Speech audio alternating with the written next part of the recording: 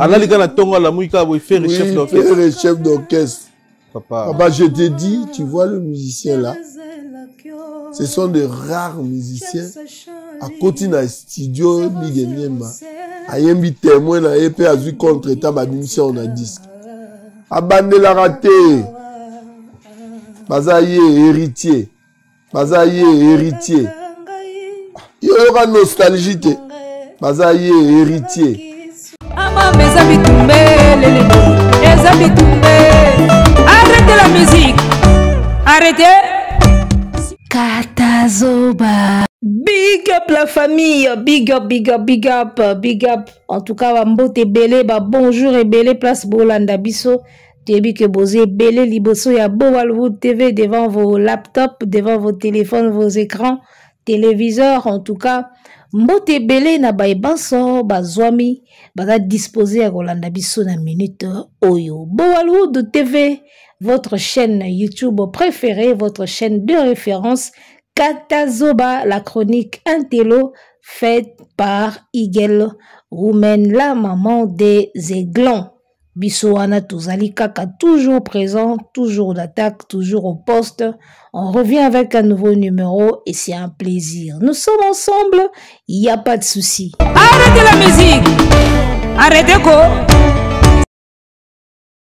Soki Bakoti Studio, Babandela Kate, Eza ye, Eza héritier. Maloba ya Elliot Mondo Bewana, Tondimi Yango. Ça fait plaisir, mesdames, messieurs. Alors, on va parler de ça. On va parler d'actualité. On va parler de tout ce qui se passe sur la toile. Je suis Eagle Woman, la maman des aiglons. Appelez-moi comme ça. Et l'émission que vous suivez en ce moment s'intitule Katazoba. La chronique Intello. Nous sommes sur la chaîne Bollywood TV. Bo pandasa ngona biso bo like bo commenter bo betali solo ya Bollywood TV balobi Bollywood netika o ezalaka na États-Unis mais na kati siko ya YouTube na bisa yo makambu. Alors ça continue de faire parler. Passage il y a Elliot Mondobe qui est l'un des anciens il y a maison mère, l'un des proches de Werason, sur le fauteuil jaune de Migueniema qui a révélé certaines vérités concernant les artistes qui ont bossé avec Werason, notamment Ferregola et héritier Watanabe. Babande la kate na studio. Yoka nostalgie te. Wana vie Mondobe mutazo solo la siko na Migueniema. FC yoka nostalgie te. Abi bazaye héritier. Po kote wana batu musuba walingane tiba zapengo. Atangi miel te, atangi babindombe te, atanga mabialo te. Alobi kaka bazaye héritier. Babande la kate na studio. Yoka nostalgie te. Mobimba na yo. Ekokana na mama. Teresa na kyo. James Charlie 007. Pourquoi yondimi yotikanga ngamoko mawa tala na ebisayo Elliot Mondobe a confirmé sikoyo pena égalité ya Watana Ferry. Na ebisa bino baza ndenge moko. Baza ndenge moko Wata na Ferry. Vous comprenez? Baza ego yaya. Bango tout ba chanteur, bango tout ba bandelate na studio, bango tout ba na wera, bango tout ba collègue ya maison mère. Baza ndenge moko. D'accord? Dans la minute yo, rivalité ya Wata na Ferry confirmé. Bo matabo kita. Bo baluka na poto bola na mabele. Biso tozuango déjà bongo et okende nengo wana. Ba preuve eze belé tangu faire na ba master na ba kesala le marquis muto atikala ko simba orchestre. C'était Wata. Ça dit le même rôle qu'a joué Ferregola avant. Yango naka Wata atikala ko assumer na départ ya Ferry. Bazandingi moko bana ba compétence moko. Ce qui l'un pouvait être chef d'orchestre à son époque et l'autre aussi chef d'orchestre à son époque. Bandingi moko. Vous comprenez? Et puis Héritier Watanabe na ko sala constat moko boye. Obi kitangu feri akei moto bena bosani saki wera feri izaki wata. Watanabe déjà a oumela trop na wera, a oumela trop na maison mère koleka feri. Ba feri ba yaki avant me ba oumela te wata siko ayaki na sima na bango me a duré plus longtemps na maison mère que bato mususu. Et puis direction ya Watanabe en tant que chef d'orchestre na maison mère. Eh nako sa ote tango ba neko sala constat moko tango ba feri ba kendaki on dirait wera succès yaki sous makasi hein. Parce que tout à l'heure, tant qu'on fait une intervention rapide. Tata, faire nini on a président bongo dindisi bato moko ne dindisi ngo pena. Na wanga muzika. La musique wera sonne soko na présence teo. Okoko tate bana kini bakiti sele. Babeta intervention rapide sili ba ko nieta biso solo la bien. Hélicoptère ozo solo la bien te. Comprendre? Ba nieta biso solo la bien. Wala pesa ki ba carton, ba yeko nieta biso solo la bien, ba yeko nieta biso ki buisa pimpa. Ba nieta ki buisa, après ki buisa ba yeko nieta remix. Oyo ba salaka oyo ya voyage, ba bandeli voyage, ba sala na générique moko. Namoni poni nyoko salanga boye. Natikala chemise moko pona yo. Pantalon kutu na bamba timo ya lelo yo. Bako yembela biso remix wana kombo na ngo terrain eza miné voilà. Donc ba faire basala intervention rapide, basali sola bien, basali kibwisa, basala pe à la queue le je crois. Basali à la queue le basala terrain eza miné, après bana mai ba yeko tambola. Ninga na kala pour vous dire que moyo, c'est comme on là. Tout le monde à la queue le landa na meko finga te kanangi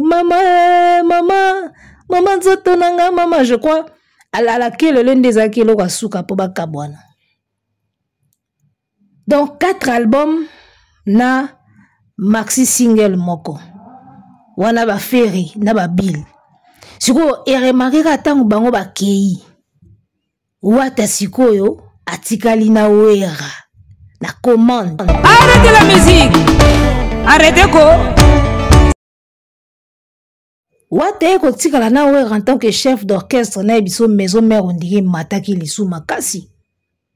Après ba faire ba beta nini, ba beta témoignage, ba beta o tiakola lobi ayoka mingi eza nini. Alerte générale. Ba beta alerte générale, ba beta témoignage. Après ba brigade ba yeko ya wenge komisu moto ba roi David ba yeko ya ba fuenge yo ba sarbati ba ye ba mwana natikaka moke tala. Après départ ya ba feriko wenge mataki lisu makasi na ndenga osakana te. Arrivé ya ba roi David, arrivé ya ba sarbati na animation. Vous comprenez? Ba Diego so batang ba lobeso ba koti na biso wenge et komaki lisusu na fula ya kosakana te après départ ya ba feri.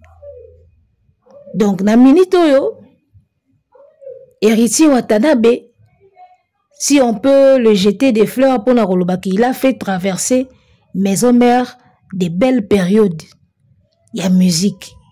Présence ya Watana maison mère va traverser la période il y a bien. Vous comprenez? Parce que tant ba faire ba kena ba bil to kanza ikutu bangonde ba kebongo we rasili. Et yeko ya lisu makasi na kosa binote. Bino mo imaginer ka ba période wana ya ba période wana ya ba fuenge yo ba période wana ya ba score et na nini ba sarbati ba roi David. Vous comprenez? Ba période ba animateur ba ki kota côté belé dans maison mère et ya ki lisusu na succès makasi. Après wana so tali siko côté ba chant oyebi ke mikolo nazo revisiter maison mère balobi fo koyoka ka mingi. Avant ya koloba il faut yoka mingi. Mikolo pena nazo revisiter discographie ya maison mère. Banzembo musu tango banaye ko beta to banda yoka na biso ango kaka. mais wana internet mobulu to bando landela pena na ba 4 minutes siko pena nde na komo landela na komo revisiter siko discographie ya maison mère tango héritier azaki na kati na cadre ka ya ba recherche obi ke ne ko remarquer que Wera asala ba featuring na héritier Wera asala ba featuring mingi na héritier puis na ba featuring tout nzembo moko ya ata izate to bando tanga ngwa ozui Wera son fit héritier Watanabe basala par amour Wera son remise et reprise fit Watanabe Wera son fit héritier Watanabe et nzembo ni sous ezaki par amour remise et reprise na Kimberly je crois donc c'est-à-dire que Wera komanya na système moko boye yena Watanabe bakosa featuring na bango ya vandi na lead watazo kota kandinga kenda nango wana toka ba bolingo kakolinga toka ba mawe tondi motema doyeka na wata déjà match ya bien alors simple constat na sali c'est comme si ba musicien oyo bayaka ko couvrir trou ya ba musicien o bake la plupart baka ba bon et remarquez tango quartier latin balongwa ki bakesa la academia Fali Ipupa yana ba master na ye bakunda départ ya ba bakendaki comprendre et après bana marquis bakendaki les marquis de maison mère bakendaki et wata tikala pena couvre pena trop wana bien kitoko dans la minute wenge kutu ba succès wenge sala point départ ya ba ferry en tout cas bazaki sous na posa kutu ya batu ba ferry souté à l'époque wana pour maison mère komaki na luya lumoko ambiance moko kotaki na maison mère après ba départ ba ferry na ebisao mais terrible ambiance moko kotaki wana ezaki somo donc Watanabe en tant que chef d'orchestre il a beaucoup duré dans la maison mère et il a fait beaucoup lorsqu'on dure quelque part c'est qu'on a fait beaucoup on a fait beaucoup et en tout cas respect mingi na Watanabe déjà o baroboya rivalité à yena ferry ezakaka kobanga na Sony mais sinon Watana ferry baza penaka ndenge moko pour so talika ba place ba uta ba sala peka ba rôle ndenge moko et c'est pas pour rien Wera atsai bango ba betana na nostalgie parce que santé ke bato mi balé bana bango ndenge moko différence kaka ya ba forme ya loka mapati différence ka ya forme ya mulaina ya boule nyoso farine nyoso mai nyoso mungwa nyoso moto nyoso four eza ndingwana donc voilà en tout cas respect beaucoup l'héritier Watanabe alobi na biso na mai 2025 na mai tozonga stade des martyrs na biso goga ok na banka bo tozonga stade des martyrs na mai ça va inda ça va gonfler frigo anga provision ezali te persi tumba provision nanga gimalela lalela yanuelangama na la sambo memanga nandimi nanga bapibelanga bokonzi kasi bapesanga yo nde kifumu nanga nalata yo na loketo ceinture love nanga yo nde portable nanga wana banzembo oyo rata te wana ya biloko oyo tobosanaka bavita imana tobosanaka ba victime d'amour tobosanaka biloko wana tout ntango bawata baye boye bawata bayaki boye tango nzambe akelaki adamu apesaki ya pouvoir ya kodomine likolo bikela monyoso dadi Kimberly tobosanaki ba confession intime et tobosanaki ba victime d'amour tobosanaki bavita imana déjà héros donc naebisa yo oyoka un de perdu 10 de retrouver nde Watanabe un clou qui chasse l'autre yewana un de perdu 10 de retrouver tango Wera bungisaki ferry et pas Watanabe a retrouvaki 10 ferry mbala moko un clou qui chasse l'autre c'est Wata na benga na ferry puis avanda wana akonza pena dirigeant orchestre ekenda pe vanda balobi mwana mokele bangenge na ye mwana ntuka ya clan wenge na makambo na ye. Arrêtez la musique. Arrêtez quoi. Alors, Inos B, le Molodoi leader, sera au festival Afro Nation. Il y aura Barnaboy et Thames comme guest, hein, et puis Franglis, Tiakola, ainsi de suite. Et puis il y aura le nôtre Inos B à Kozala, Wana. En tout cas, coup de chapeau à Inos B qui ne cesse d'être sollicité dans le bloc à Minene. Et ça l'a bien. Alors, Fally Ipupa qui envisage le Madison Square Garden. Tous les talandings, ils ont Fally Ipupa ça déjà en plein boulot pour le rêve américain. Oh, tout bazo cha tembe. Bo continuer ka ko cha tembe mais bo bongama déjà pour bo luka bolanda. To ebi ndenge kindaka bo critique ka po bolanda. Alors, il y a de cela 10 mois que Fally Ipupa est passé sur la scène de Paris La Défense Arena, mais que la page de You Arena ne cesse de publier ou de republier Fally Ipupa. Toloba nini, eza nini. Toloba eza nini. Il y a, voilà, publication il y a un jour. Dans tu ko publier il y a un jour. Na monaki chaîne moko azu il y a 4 heures. Dans la 4 heures du temps de publication, à sali capture d'écran, il y a de cela un jour, doit publier, je crois, lobby. Voilà. Alors, qu'est-ce que ça veut dire Paris La Défense Arena à republier à concert et à Fally Ipupa na page nae, alors que bateau bazo beta, na minito, ezaba Gims, ezali ba Ferré, ezali ba Taïk, likambu nini, ba publier à Fally tout le temps.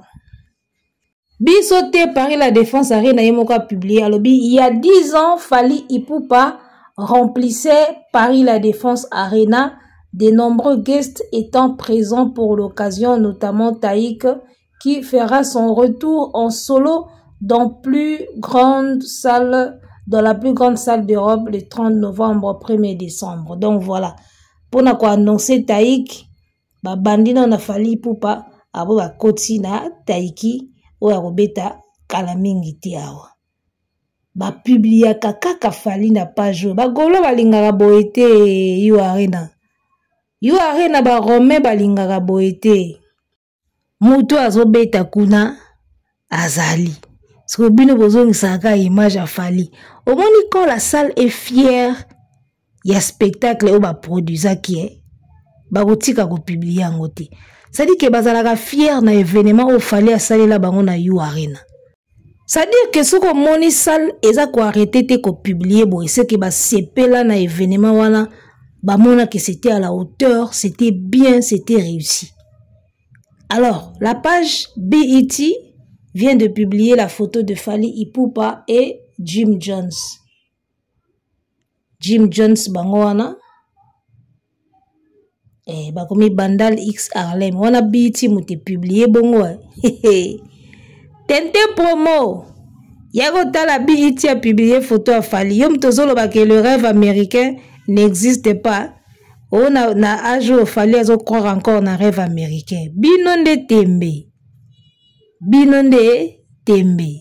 e bandara boy ti toyo koma nelo mwa munene ali botikali munoko polele bino bochaga moto na bochaga mopepe na kwado na bino wana bino ba kwado bo continuer chaga mopepe na pine na bino awa déjà les rêves américains bandi ko se dessiner ba publication na ba page ba BT c'est déjà une bonne visibilité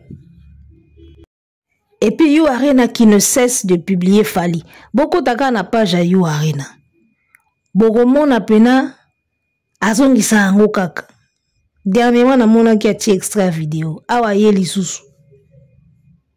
Ce qui veut dire que concert ya Fally na Paris La Défense Arena, itikala lokola itikala parmi ba bilembo bien quoi. Oba ko kozala fier nango ko reposter ngo tout le temps. Oba ko la ki sabatu pe que voilà, on a eu à produire des artistes de marque awa et c'était bien, c'était plein. Itikala pe fierté pe ya salti.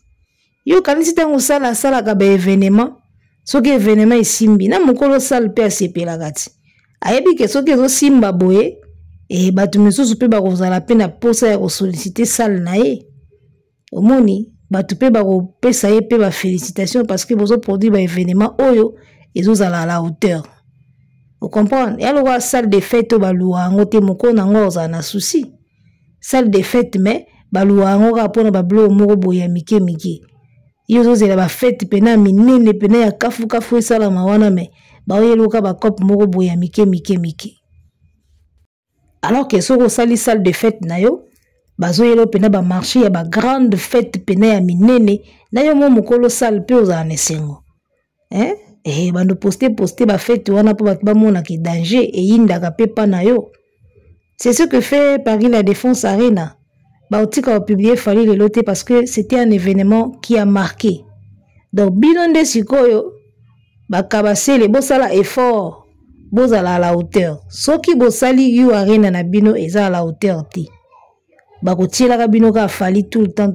Bino sko bolinga bongo te mona bosiliki. Eza une façon ya koyebisa bino ki bosala effort bozala à la hauteur. Soki te bon mona ka Fali tout le temps. Donc voilà, et moi je me demande pourquoi Yu Arena a publié ka Taïk mba moko tel ba ke Taïk sera ici le 1er novembre. Il faut abandonner par Fali et bimi Taïk. On dirait qu'ils ont passé message na Congolais Moroboy. Tout le belango émission oyekoya. On dirait Yu Arena va passer message na Congolais Moro que j'ai beau sala na billetterie wana. Bota la Fali Moro aleka qui a déjà à toto la kiango. On dirait va passer message na Congolais Moroboy. Donc ce qui a vu ça, on se retrouve ce soir pour un nouveau numéro. Arrêtez la musique. Arrêtez quoi?